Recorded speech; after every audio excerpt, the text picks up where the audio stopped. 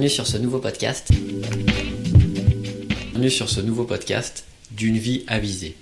J'ai le plaisir ce soir de recevoir Elisa Boileau, sage-femme et ostéopathe, un parcours étonnant et même détonnant que nous allons vous présenter ce soir ensemble. Bonjour Geoffrey. Alors, merci de m'inviter sur ce podcast. Aujourd'hui, je suis installée à Lyon-Bellecour en tant qu'ostéopathe.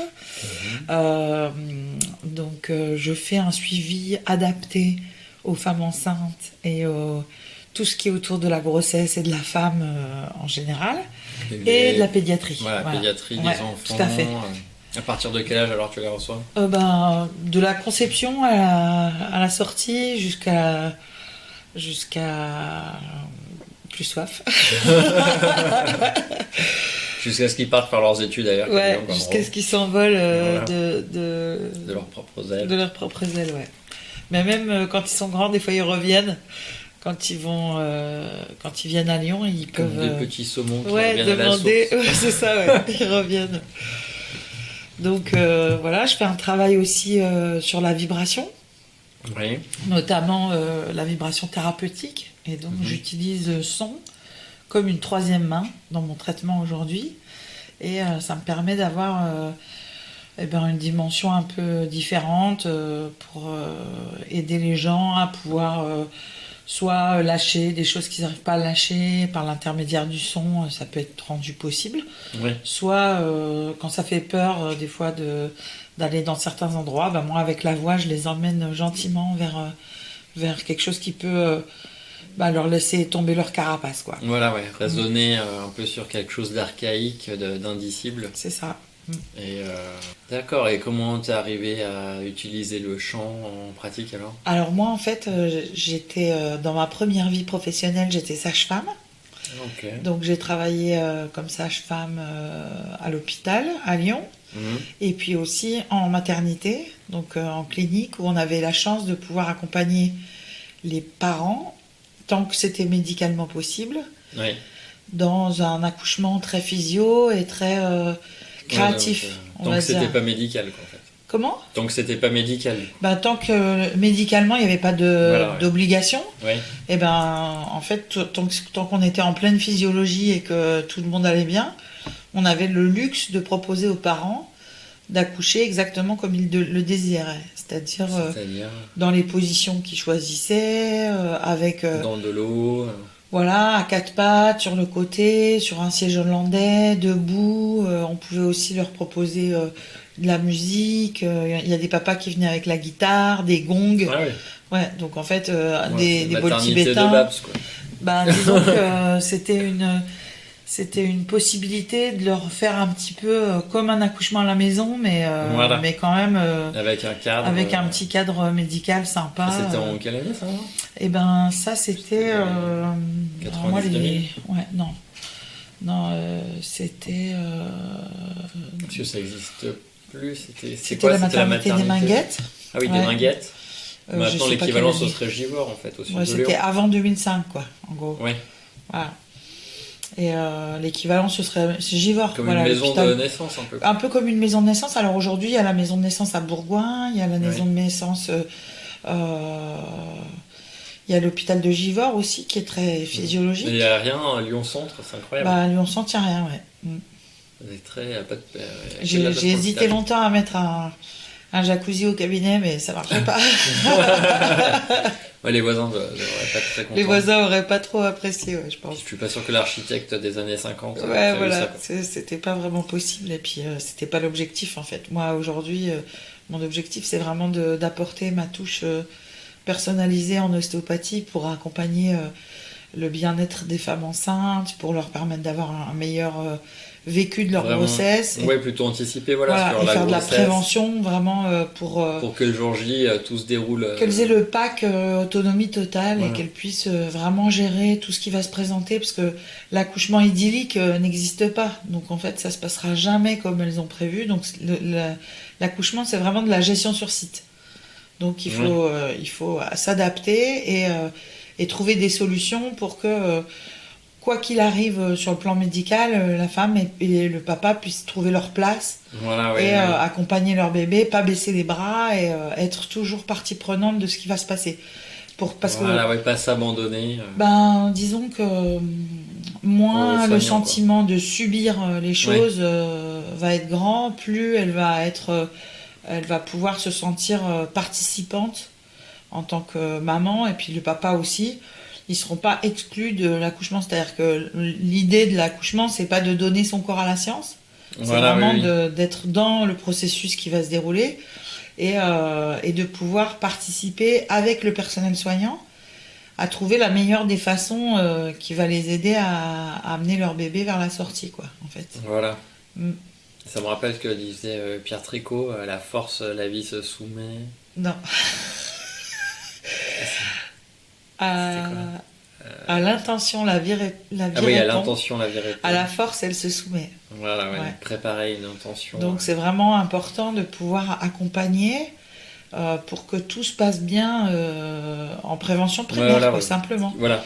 Et une bulle, plus on met les choses, plus on jalonne le terrain, plus les parents vont pouvoir se détendre au fur et à mesure du travail. Voilà, anticiper pour qu'ils soient moins stressés. Et qu'il n'y ait pas trop d'adrénaline. Comme on sait que l'adrénaline va venir bloquer le travail de l'ocytocine qui fait les contractions, et ben, moins il y a d'adrénaline, plus on a un accouchement vite et bien. Donc, ça va être... Quid du rôle du père finalement? C'est très important. Aujourd'hui, il a une place prépondérante, le papa. Oui. Puisqu'en fait, il va vraiment être là pour à la fois soutenir sa femme, à la fois lui donner des idées pour qu'elle puisse trouver d'autres solutions. Voilà, c'est ça. Quand il va y avoir une sensation douloureuse ou une sensation qui fait peur, il faut qu'il repère et qu'il puisse apporter des solutions. Exactement, ouais. Et tous les cours finalement de chambre prénatale, ça sert aussi à ça, non? Disons que oui, la communion, la communication, elle se travaille dès le 4e mois, j'ai envie de dire. Parce que en fait, moi j'aime bien faire les séances d'ostéo, donc le suivi de grossesse à partir du 4e mois, et une séance au 6e mois, une séance au 8e mois, et plus ou moins une séance au 9e mois. Okay. Donc pour vraiment jalonner toute la grossesse et permettre à son corps qu'elle s'adapte. Et qu'elle puisse vraiment, à chaque stade de la croissance du bébé, avoir une possibilité de bien le vivre dans son corps à elle et de laisser de la place pour son bébé, de préparer en même temps l'accouchement. Donc en fait, le rôle de l'ostéopathe pendant la grossesse, il va vraiment être objectif, je sais pas si c'est ce mot. C'est pas grave, c'est la licence politique. Mais voilà, il va multifocal, je vais dire. Ouais. Et donc préparer le corps de la femme enceinte. Voilà, ça va être de l'adaptation dans le présent et de la préparation dans le futur. La grossesse et dans le futur. Exactement. Le jour J de l'accouchement. Voilà, c'est ça. Okay. Et même, j'ai envie de dire, on va avoir une petite attention pour aussi le postpartum, puisqu'en fait, plus on va faire de la prévention et plus on va aider la maman à bien accoucher, mieux elle va récupérer et plus elle sera en forme après avec son bébé pour allaiter, pour l'aider à grandir, tout ça. Et c'est là aussi qu'on peut suggérer à la mère de venir avec son mari, histoire de le briefer sur 2-3 choses, non? Ouais, carrément. C'est important de pouvoir avoir les papas, les futurs papas en soins pendant les consultations d'ostéo, parce que comme c'est eux qui vont avoir finalement qui vont pouvoir leur donner des clés pour c'est un peu eux les gardiens des idées, quoi, parce qu'en fait il faut pas oublier que la maman, quand elle va avoir ses contractions, elle va être submergée, elle est dans l'œil du cyclone. Donc elle a plus de possibilités de... C'est plus le moment qu'elle réfléchisse. Plus de cerveau rationnel. Voilà, il va falloir qu'elle soit vraiment dans justement lâcher son cerveau frontal et être dans l'instant présent. Et le papa, lui, par contre, il va pouvoir avoir une vision un peu plus globale, imaginer que c'est important qu'elle change de position, qu'elle reste en mouvement. Voilà, pour faire une force de proposition voilà, un peu, et puis ça. de faire le lien avec les soignants. C'est ça, voilà. Lui, il faut qu'il fasse vraiment l'interface, Voilà. et un peu le roc au milieu de la tempête. C'est souvent une expression que j'aime bien dire, oui. parce qu'en fait, je trouve que c'est assez le soutien, viril. Le point d'appui, voilà. Ouais. à la fois carte mémoire et interface. Voilà, c'est ça. Et donc, clairement, le papa, il a pas, il va faire des sons. Il va envoyer des sons graves dans le bassin de sa chérie, ce qui va lui permettre d'avoir une place à la fois pour soulager la douleur, à la fois pour être un point d'appui pour sa femme, à la fois, comme tu disais tout à l'heure, la gestion de tout ce qui peut se trouver comme solution. Et puis en même temps faire le lien avec le monde à la fois protégé et faire le lien avec le monde médical. Voilà, d'accord.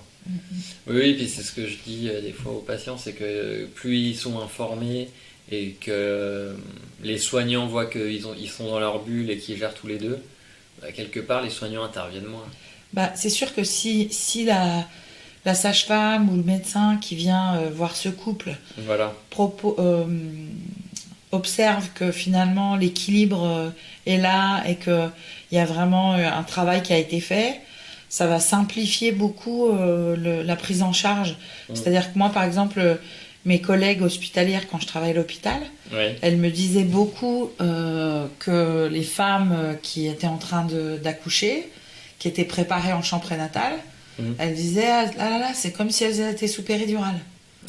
Donc en fait, il y a du fait la voix du papa qui chante sur le bassin de sa femme avec sa voix grave, il y a des effets antidouleurs quoi. Ça fait fabriquer plus d'endorphines naturelles. Mais du coup c'est vrai que ça va permettre au couple d'avoir une espèce d'autonomie pendant le travail qui fait qu'effectivement on aura plus tendance à respecter, à les laisser tranquilles et à pas s'inquiéter pour eux, à accepter leur choix aussi, parce qu'on voit qu'ils sont déterminés et qu'ils assument aussi. Voilà, c'est ça, tout à fait. Donc c'est chouette de pouvoir leur donner des clés qui sont solides, quoi, en fait, parce que au moment, le jour J, on a vraiment besoin d'avoir quelque chose qui soit à la fois de l'ordre de l'ancrage et de la canalisation de l'énergie, et à la fois de l'exprimer. Ça va permettre d'éviter de tout enquister. De garder sur soi. En ostéo, on dit beaucoup aussi tout ce qui s'exprime ne s'imprime pas dans les tissus. Donc, du coup, c'est capital pour moi de faire ça. C'est vrai qu'après, accoucher comme ça, c'est vraiment tout un travail en amont. Et ça s'improvise pas. C'est un peu. Moi, comme je dis aux patients, c'est comme on prépare un marathon, quoi. C'est ça. En fait, il faut qu'ils communiquent beaucoup, il faut qu'ils voient qu'est-ce qui les intéresse et que le plus important, ça va être de pouvoir essayer de faire cet accouchement à leur image, en fait. Parce que finalement, on n'accouche pas 350 fois aujourd'hui et plus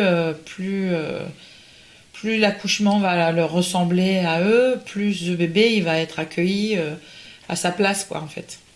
Ça me paraît vraiment juste et important. Parce qu'aujourd'hui on a tendance un peu à proposer, on va dire, le même type d'accouchement à tout le monde. On a des protocoles qu'on doit suivre, protocoles à appliquer, et du coup c'est un peu compliqué, alors que finalement les protocoles, ce serait intéressant que ça puisse être on va dire un guideline pour arriver à mettre en sécurité ou s'il y a des choses qui déraillent, mais tant que tout va bien, on devrait pouvoir adapter un minimum à chaque situation, en fait. Ce serait vraiment intéressant de pouvoir ça me rappelle Raymond Solano là, dans son livre sur la naissance, il citait une sage-femme qui disait que la plus grande qualité de l'accoucheur, c'est la patience. C'est clair.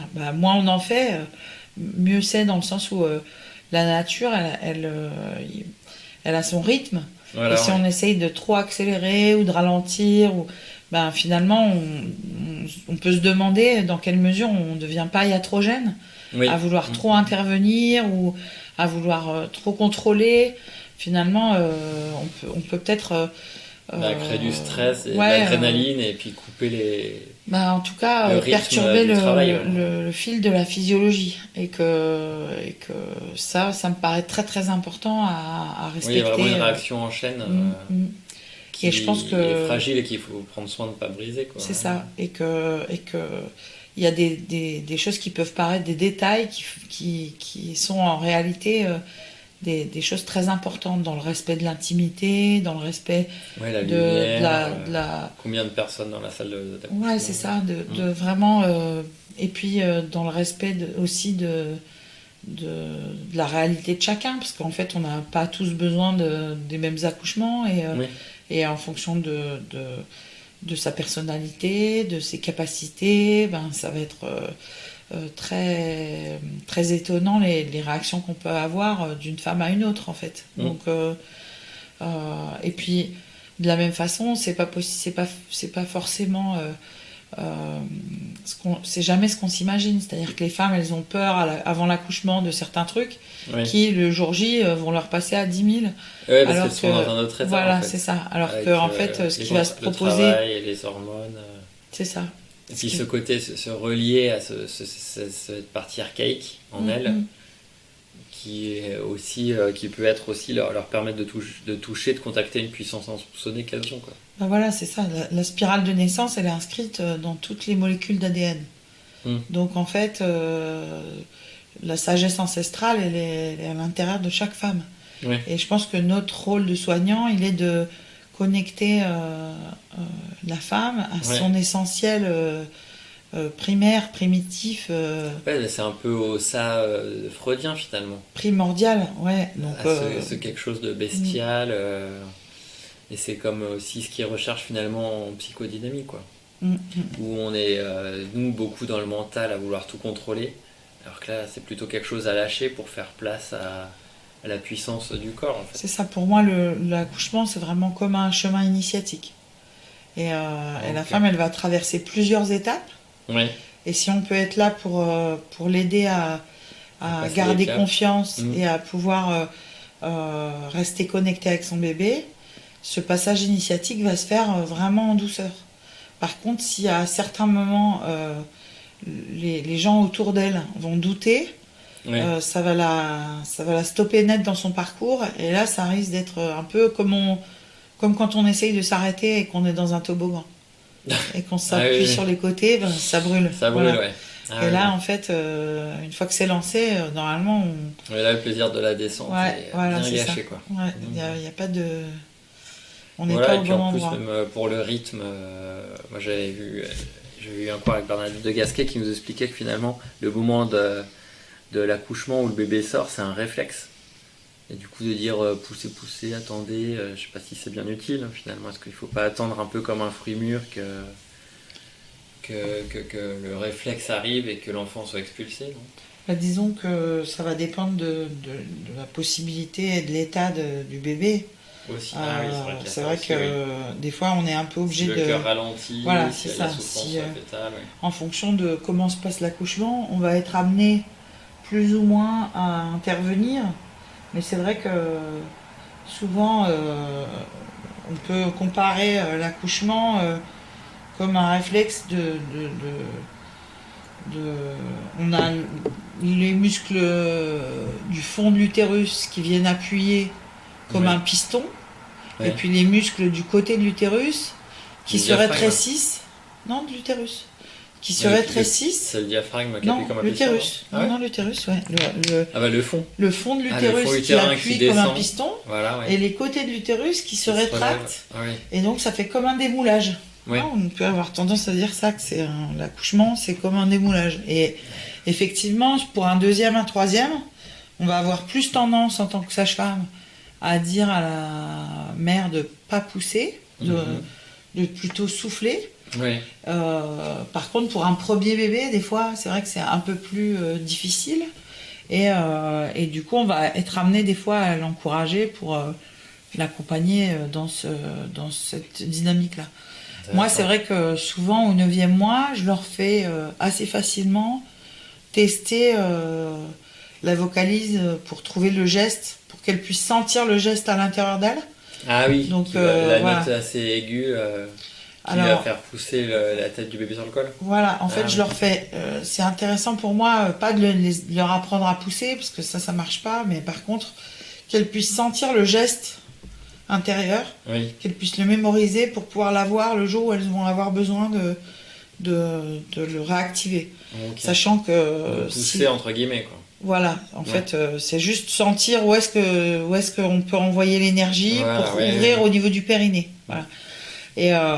Et c'est important pour moi qu'elles puissent sentir ça dans leur corps, parce que si jamais elles sont sous péridurale, par exemple, elles vont avoir tendance à pousser sur la zone qu'elles vont continuer à sentir, à savoir la zone au niveau de l'anus.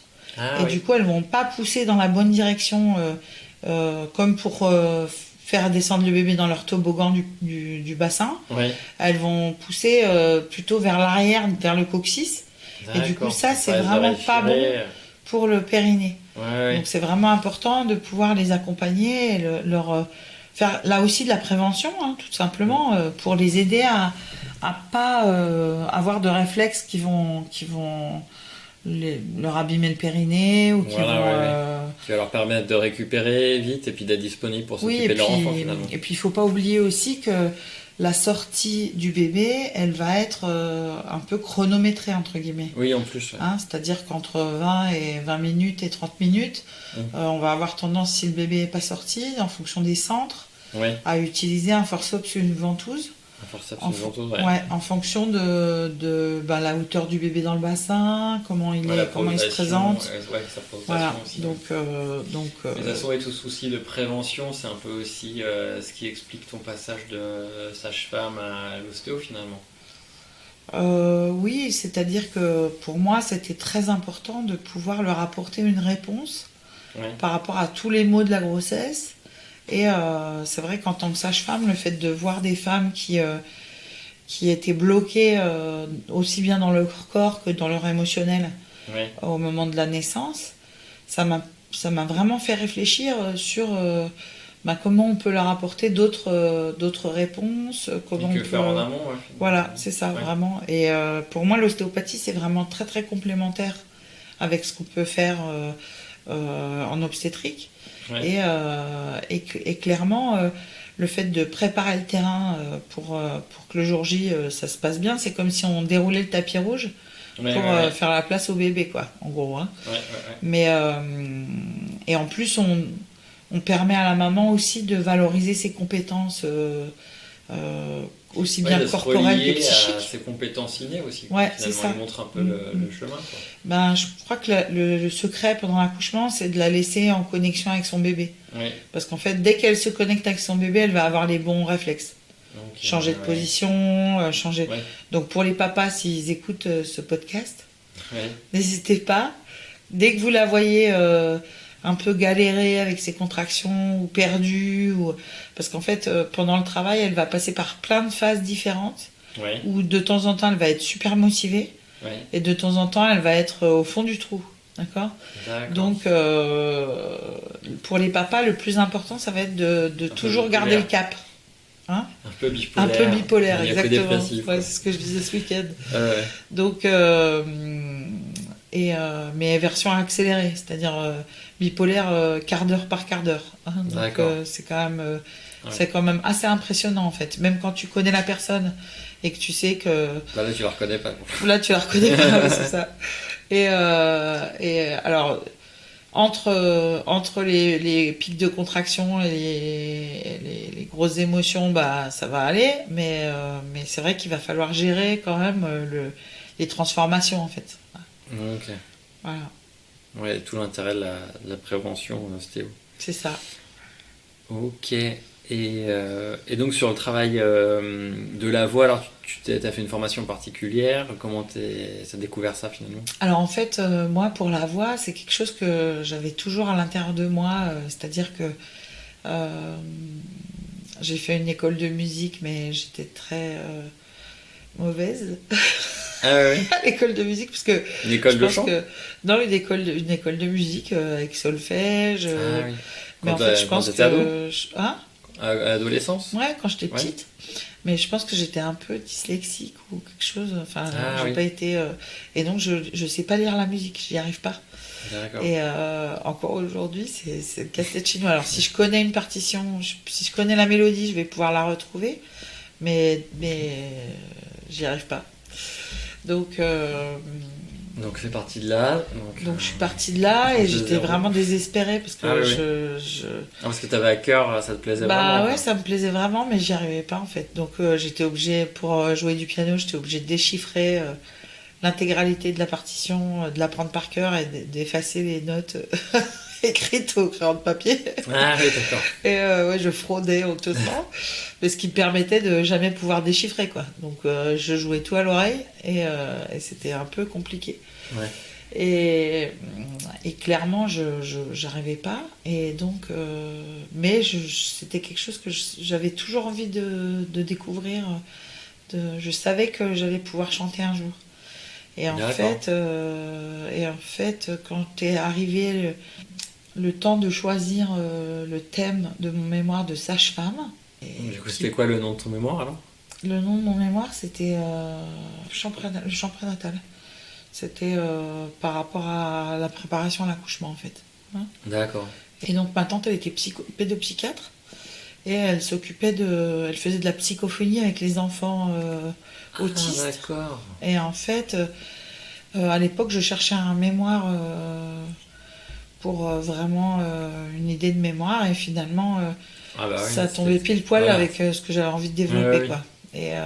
Et j'ai eu la chance d'avoir le contact d'Annie Paris. Et du coup, Annie Durieux, qui était à Marseille à l'époque. Ça m'a permis d'avoir une vraie aventure vocale. Et vraiment, Donc elle j'étais t'a très coaché heureuse. sur le chant. Donc Annie Durieux, elle travaillait avec la base de travail de Marie-Louise Aucher en psychophonie. Et du coup, pour moi, ça a été vraiment très très libérateur.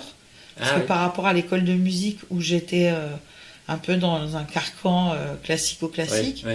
là, c'était vraiment très ludique.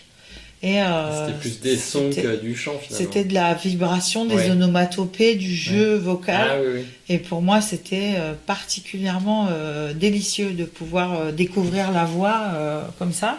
Et ça a vraiment été une clé. Une voix libérée en fait. Ouais, c'est ça. Et donc, les bases de ce travail-là m'ont vraiment structuré et libéré les premières années. Et on va dire que le travail de psychophonie, il a vraiment été très très important aussi par rapport à tout ce que j'ai pu développer aussi en ostéopathie. Ouais. Et, c'est là où tu parlais de ta troisième main vibratoire. Voilà, c'est ça. Ouais. Et du coup, c'est-à-dire que à la fois le travail de chant prénatal et de chant pendant l'accouchement, il m'a permis de voir à quel point c'était très très puissant le travail de vocalise pendant l'accouchement, puisqu'en fait finalement quand la femme peut faire des vibrations graves pendant les contractions, elle va diminuer son temps de travail de 2 heures. Elle va fabriquer des endorphines naturelles en plus grande quantité. Donc c'est vraiment très très très efficace. Ah mais oui. Et... Ça me rappelle, je parlais, je comparais avec se préparer pour l'accouchement avec un marathon.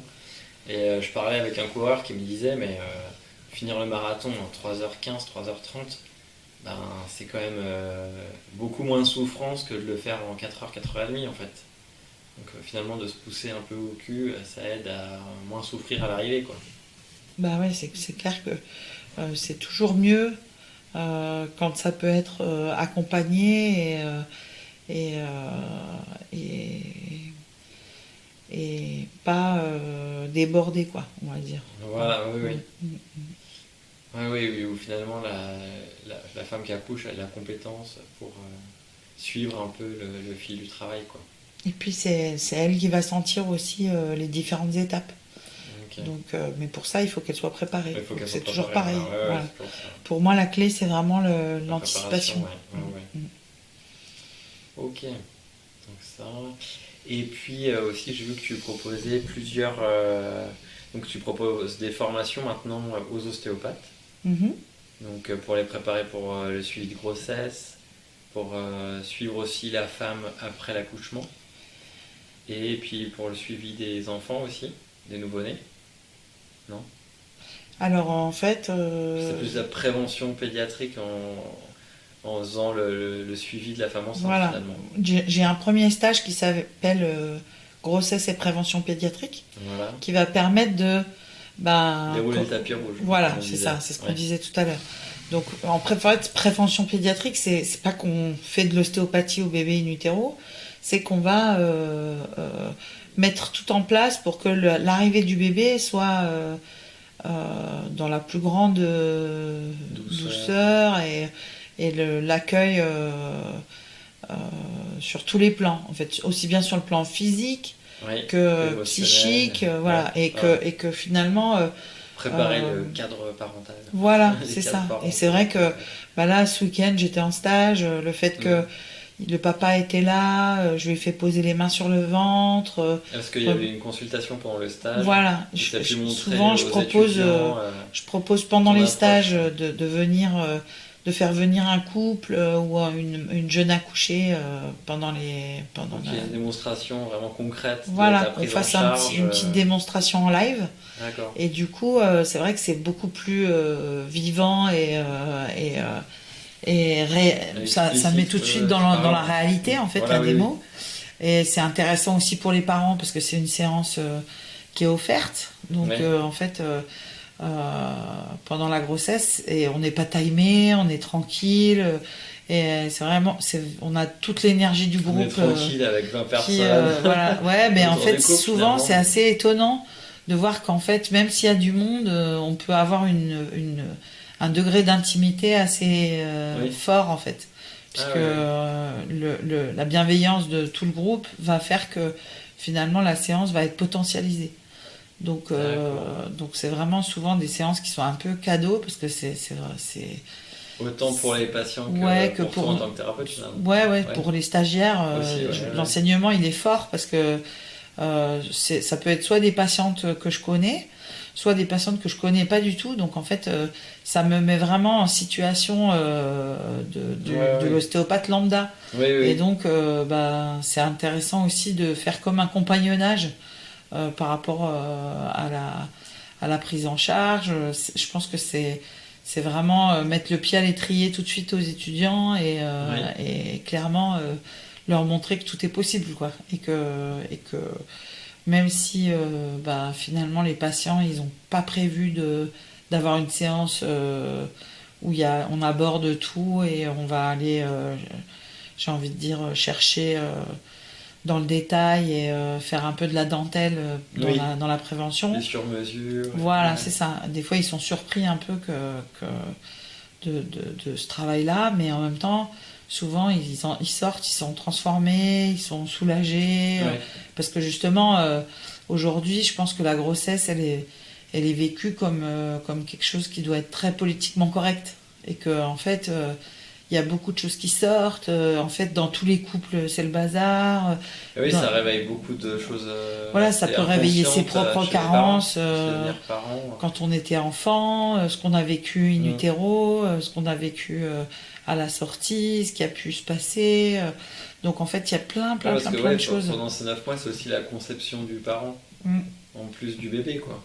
Le parent qui apparaît, qui fait surface. Ouais, c'est ça, c'est une maturation qui va être...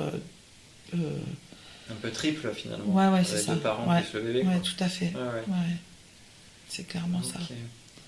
Donc ça, il y a ces deux formations. Donc grossesse et prévention pédiatrique. Donc grossesse et prévention pédiatrique, c'est un premier module. Ouais. Accouchement et postpartum, c'est un deuxième module. Donc le deuxième module. Vous voyez plus tu présentes comment se déroulent les accouchements. Voilà, je montre des vidéos d'accouchement, je montre simplement pour que, en fait, on puisse, dans nos mains d'ostéo, retrouver ce qui s'est passé en réalité. Puisqu'en fait... Quand on s'occupe du bébé. Ouais, par exemple, Ah, quand on s'occupe du bébé en consultation pédiatrique, ben c'est vrai que des fois on a des sensations dans les tissus du bébé qui sont inscrits et qui sont gardés en mémoire et qui sont un peu comme figés dans les tissus. Oui. Et on va avoir des postures qui nous paraissent complètement très bizarres. Et en fait, ben, par exemple, on peut avoir l'impression d'avoir tout le haut du corps vrillé en fonction de comment il est sorti ou éventuellement s'il y a eu des manœuvres qui ont été pratiquées au moment de l'accouchement. Ouais, postpartum, après tout ce qu'il faut, toutes les choses auxquelles il faut penser quand on reçoit une femme qui vient d'accoucher finalement. Voilà, c'est ça. En fait, c'est il y a quand vraiment même encore des arriver risques de santé. arriver à repérer les grosses choses qui vont mettre la femme en sécurité. Oui. Parce qu'en fait, souvent, on parle beaucoup du bébé, on a beaucoup de stages qui sont par rapport à la pédiatrie. Mais pour la femme enceinte, il y en a très peu qui sont proposés. Et du coup, là, le fait de pouvoir valoriser au maximum ce temps-là, où c'est finalement un temps de découverte avec le bébé, plus on va aussi... recentrer la femme sur elle-même. Voilà, et puis l'accompagner, l'étayer, c'est-à-dire que il y a plein d'endroits en Europe ou même dans les pays nordiques où ils sont très en avance sur nous et ils vont, on va dire, beaucoup plus accompagner la femme en postpartum. En pour Suisse, éviter par tout exemple, ce qui est dépression. voilà, et puis même juste pour aider le lien à s'installer, pour soulager la femme, pour l'aider à se sentir rassurée et pour l'accompagner dans l'allaitement. Enfin, nous, on la voit 4 jours et puis si elle a de la chance... moins maintenant. Quoi. Voilà. Si elle a de la chance, elle est suivie en hospitalisation à domicile. Mais sinon, elle se débrouille. Et du coup, quand tu vois que l'allaitement, des fois, ça peut mettre une semaine. Ou... Oui, et puis qu'elle se retrouve toute seule pour sa montée de lait. Voilà, alors, s'il y a une femme qui est entourée, qui est accompagnée, ça va. Mais si elle n'a pas de famille sur place, que l'accouchement c'était compliqué, eh ben, elle va se sentir un peu démunie et dépourvue. Ouais, donc l'encadrer. Si l'ostéo peut s'inscrire dans le réseau de santé, dans ce cadre-là, à savoir faire un suivi en postpartum avec la sage-femme, avec la PMI et faire un vrai relais, ben, ça se passera toujours mieux pour les parents et pour le bébé.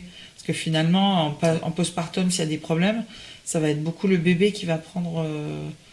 qui va pour lui, ça va être difficile. Ah oui, qui va subir. Ouais, qui va subir les problèmes, quoi, on va dire. Ouais, faire un relais... J'allais dire qu'il va prendre cher, mais c'est vrai que... un relais château plutôt qu'un relais routier, quoi. Voilà, c'est ça.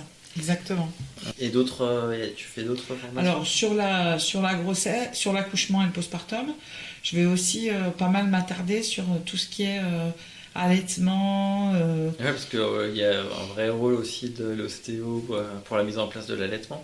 Ben, disons qu'on a des pratiques en ostéopathie qui peuvent aider à la fois la stimulation de la lactation, donc avec tout ce qui est manœuvre crânienne, où on va vraiment aider l'hypophyse à envoyer les bonnes infos et à faire un bon feedback hormonal. Oui. Et on peut avoir aussi des techniques lymphatiques où on va faire circuler tous les fascias et le système lymphatique, activer le système lymphatique pour pouvoir éviter tout ce qui est engorgement, abcès au sein, lymphangite, voilà. Oui, voilà, ouais. Tout ce qui donc tout ce qui peut y avoir comme complication du postpartum, on peut vraiment agir là aussi en faisant un maximum de prévention. Parce qu'en fait, c'est toujours mieux de faire de la prévention que d'attendre qu'il y ait des problèmes qui se présentent. Voilà. Alors, pour finir avec les 3 modules autour de la périnatalité, je propose aussi un dernier module de fertilité. Donc, autour de tous les problèmes de la femme, pour pouvoir... là aussi... de la femme du couple, quoi. Oui, en fait, mais je vais plutôt m'orienter vers le suivi de la femme. Assister à, justement, libérer les adhérences au niveau du petit bassin, activer la communication crâne-sacrum, et permettre... Oui, donc à travers ça, le lien entre hypophyse et l'appareil génital, finalement. Voilà, c'est ça. Et donc, plus l'information va circuler librement, plus la fertilité sera stimulée, aidée, accompagnée, même quand il y aura une prise en charge dans les services de PMA, par exemple, et ben, on peut avoir une action complémentaire en ostéopathie pour lever tous les freins à la fertilité, on va dire. Alors, je propose aussi des formations spécifiques pour les sages-femmes. Alors, simplement, je les ai mises en place sur la demande de mes collègues. Je tiens à le préciser, parce que, en fait, parce que moi, j'aurais jamais eu l'idée de proposer des formations en ostéopathie pour les sages-femmes. Et finalement, c'est elles qui ont émis le désir de venir se former, c'est-à-dire que en voyant le bénéfice que les femmes pouvaient avoir par rapport à justement cette approche-là ostéo, notamment pendant le travail, le fait de faire de l'ostéopathie sur le col de l'utérus en direct, ou de pouvoir libérer le périnée, s'il y a une épisiotomie, le premier accouchement, ça peut se faire aussi pendant le travail. On peut aussi libérer tout ce qui est coccyx. Et alors c'est toujours mieux si c'est fait en amont, hein, là aussi je vous encourage à faire de la prévention et anticiper au maximum, mais si au dernier moment c'est pas fait, le fait de pouvoir le faire pendant l'accouchement, c'est quand même un gros plus pour la maman et pour le bébé. Puisqu'en fait, si tout le périnée, le coccyx est bloqué, le bébé va avoir du mal à trouver son chemin dans le pas de vis du périnée, c'est-à-dire que tous les muscles du petit bassin vont aider le bébé à glisser dans le toboggan. Et c'est un toboggan qui va tourner sur lui-même, où le bébé va être obligé de suivre le guide des muscles périnéaux. Et là aussi, ce toboggan en forme de vrille, ça va vraiment être pour lui une grande aide. Si ce toboggan-là n'est pas fonctionnel, ou alors comme dans le cas d'une péridurale, par exemple. Non, mais dans le cadre, par exemple, si ou même physiologiquement, s'il y a un coccyx qui est bloqué, donc tout le périnée dysfonctionne. Parce que pour rappel anatomique, quand même, le coccyx, finalement, c'est un peu comme le mât du périnée, quoi. C'est un gouvernail, C'est un gouvernail, qui va justement guider le bébé à travers le passage du périnée. Et donc, s'il est vrillé ou s'il est bloqué d'un côté ou de l'autre, en fait, le bébé va pas pouvoir trouver son chemin facilement. Ok. D'accord. Et ça, donc, il y a aussi un effet de rétroaction finalement où le bébé, il va être assez tonique en venant appuyer sur le périnée. Et donc le périnée va se contracter d'autant plus. Et c'est comme ça que le bébé va se frayer un chemin, il me semble, non ? Alors en fait, normalement, le bébé, pendant tout le travail, il est avec les endorphines de sa maman. Et il doit être comme un peu en état méditatif. Il est zen, il est un peu presque endormi. Et il serait plutôt relâché que tonique. Voilà. Pendant tout le travail, pendant toute la phase de contraction, il va être dans un état très très passif finalement. D'accord. Et puis en fait, à partir du moment où il arrive au niveau du périnée, du muscle transverse du périnée, comme les contractions vont continuer à appuyer sur son axe, donc sur sa colonne, comprimer sa colonne. Voilà, comprimer la colonne. Cette compression-là va déclencher chez le bébé comme la sonnerie d'alerte de l'arrivée, quoi. Comme quand on le réveille et qu'on a fini un trajet en voiture, on le réveille, on lui dit « ça y est, on est arrivé, chérie ».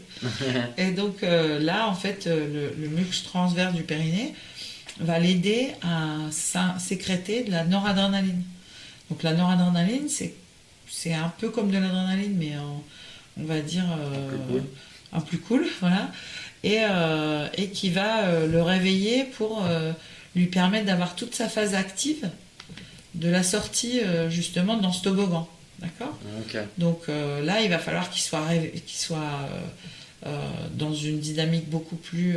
autant il était passif avant, autant là il va être actif. Il va être plus actif, plus tonique. Voilà.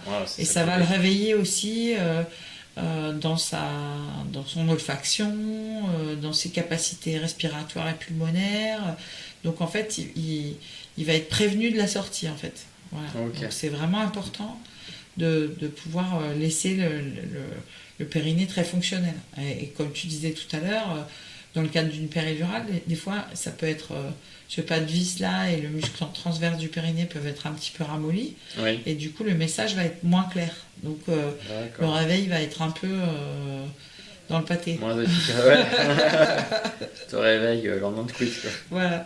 Donc c'est vraiment important de pouvoir prévenir tout ça et essayer de que ça se passe au mieux, quoi. Et puis informer aussi les parents, c'est vrai qu'on n'a pas idée de tout ça, quoi. Ouais, en fait, on va dire qu'il y a plein de femmes à qui on explique tout ça, qui arrivent à dépasser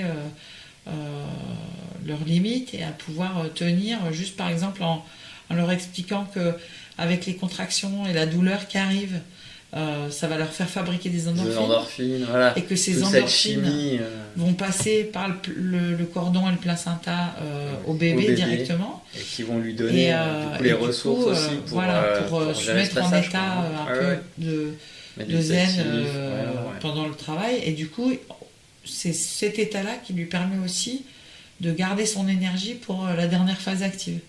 Donc ça va être vraiment intéressant de pouvoir lui expliquer ça. Et il y a des femmes qui, juste avec cette information-là, elles traversent les contractions, elles traversent la douleur. Ça leur donne vachement de sens à leur douleur, finalement. Oui, c'est ça. C'est que les douleurs... Alors j'ai vu aussi sur ton site que tu proposais de l'ostéopathie aquatique.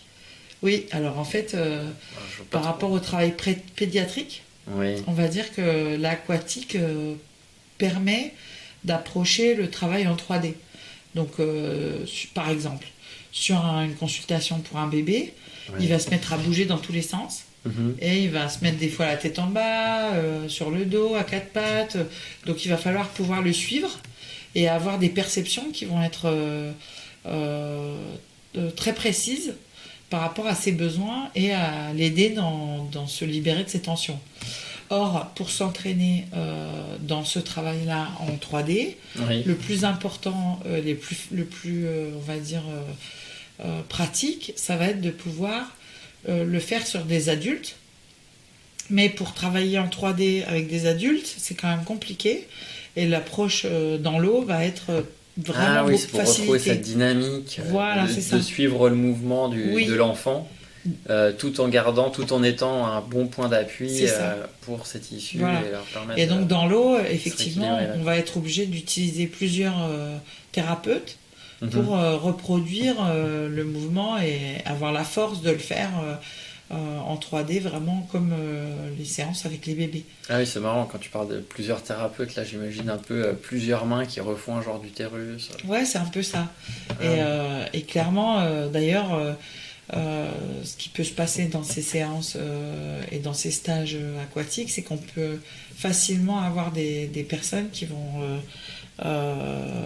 venir faire un déroulé de naissance. Et la présence de l'eau, finalement, ça va assez facilement nous amener vers notre choix d'incarnation, finalement. C'est-à-dire que quand on est sous l'eau et qu'on est en train de faire son déroulé de naissance, on se retrouve en face de ce choix-là de la vie et de la mort. Donc, finalement, ça nous fait travailler aussi beaucoup sur on va dire... la capacité qu'on a pu avoir d'intégrer cette existence humaine, un peu ce corps, de s'incarner, quoi. Ouais, tout à fait. Ah d'accord. Ah oui, d'accord, moi j'étais plus en mode il y a de l'eau comme dans le ventre de la maman, quoi. Alors oui, bien sûr. En fait, il y a quelque chose de plus subtil que ça. Bah non, je pense que c'était sur cette piste-là, c'est-à-dire que le fait de pouvoir avoir la présence de l'eau, ça va activer les mémoires fétales. Ah voilà, ouais. Et effectivement, des fois, ça demande à faire un déroulé de naissance et on va dire, en anglais on dit rebirth, mais c'est vraiment une couche, une carapace comme un serpent qui mue. Oui. Finalement, on va pouvoir se retrouver une nouvelle peau et repasser par les différents stades qui ont pu être vraiment difficiles lors de sa propre naissance et aller explorer des nouvelles solutions en fait. Clairement, voilà, pour moi l'eau déjà c'est quand même notre élément de constitution principal. Et oui, puis on a plein d'eau dans le corps. Voilà, et puis on dit aussi que la mémoire de l'eau, elle porte beaucoup d'informations. Et que en fait, avec le chant, on va pouvoir aussi donner une autre dynamique à cette mémoire finalement aquatique, donc à remplir. On va dire que chanter pendant le travail des soins dans l'eau, ça va aussi permettre de mettre une empreinte différente à ce que le bébé a pu vivre in utero. Après, moi, l'ostéopathie en milieu naturel, pour moi, c'est quelque chose de très important parce que ça va permettre aussi aux thérapeutes de se ressourcer et de se recharger. C'est vrai que là, en ce moment, avec cette période un peu difficile, dans nos cabinets, on est face à quand même beaucoup de détresse. Alors, le travail de l'ostéopathe en milieu aquatique, c'est aussi une façon de pouvoir se recharger, prendre un autre rythme et d'aller un peu plus loin que ce qu'on peut faire en cabinet. C'est-à-dire que souvent, pour être au plus juste de nos perceptions, on va être amené à prendre un peu notre propre énergie. Alors que finalement, en ayant testé et expérimenté l'ancrage dans le sol, dans le sable, en ayant fait l'expérience de travailler avec le vent, dans l'eau, en bougeant, avec les vagues, ben en fait ça va affiner nos perceptions et à la fois on va pouvoir utiliser les éléments pour pouvoir travailler et dans la thérapeutique ostéopathique, c'est vraiment des notions de base qui vont être vraiment intéressantes à intégrer en fait. Donc toi, ce que tu as à cœur de transmettre finalement à travers toutes ces formations, c'est quoi ?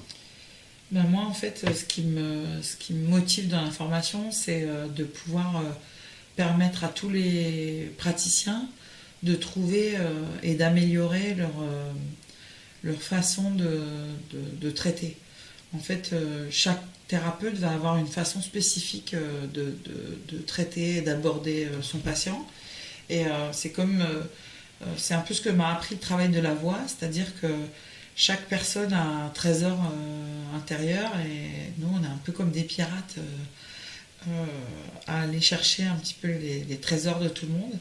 Et moi, ce qui m'intéresse, c'est vraiment de pouvoir accompagner tous les ostéopathes à vraiment améliorer leur propre façon de travailler. C'est-à-dire que moi, j'ai pas envie que les gens spécialement travaillent comme moi.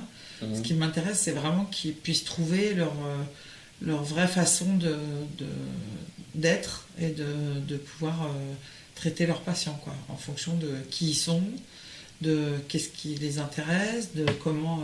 c'est-à-dire que moi, fondamentalement, je traite avec la voix en aquatique parce que j'aime ça me fait plaisir et c'est quelque chose qui me motive et qui m'enchante. Donc, oui, c'est le cas de le dire. Ouais, c'est ça exactement. Et du coup, t'as envie que chacun trouve ça finalement un peu. Ouais, que tout le monde se sente à sa place et que chaque personne puisse trouve son point d'appui, s'affirmer avec ses différences, ses richesses, ses faiblesses. Oui, avec ses richesses, ses faiblesses et puis son authenticité, son unicité. Ouais, c'est ça. En fait, plus la personne va pouvoir exprimer qui elle est, plus la patiente va se sentir finalement accueillie aussi dans son individualité et dans sa différence, et du coup être respectée dans cette dynamique-là. Bon, donc, moi, avant tout, d'avoir... il y a un peu s'ouvrir finalement à l'autre. Ouais, moi, j'ai vraiment envie que les gens, les personnes qui viennent en stage soient avant tout des humains heureux, avant d'être des thérapeutes heureux, quoi, en fait. Tu viens de dire, ouais, avant d'être des thérapeutes efficaces. Voilà, c'est ça. Ouais. Donc voilà, c'est vraiment un essentiel de vie qui me motive à transmettre. Ok. Merci Geoffrey. Super.